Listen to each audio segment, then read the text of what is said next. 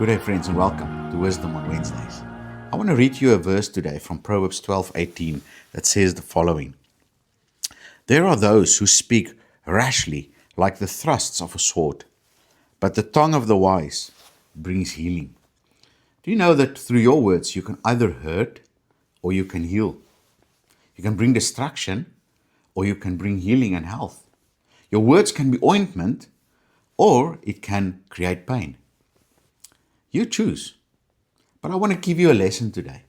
Do you know that if you have a tub of toothpaste and you open the cap, once you squeeze it, there's no way that you can get the toothpaste back into the tub. If it's out, it's out. It's the same with our words. But you know, it takes you about 3 seconds to open that tub of toothpaste. I want to admonish you today. Take 3 seconds before you speak and ask yourself the following 3 things. Is this what I'm going to say necessary? Is it true? And is it kind?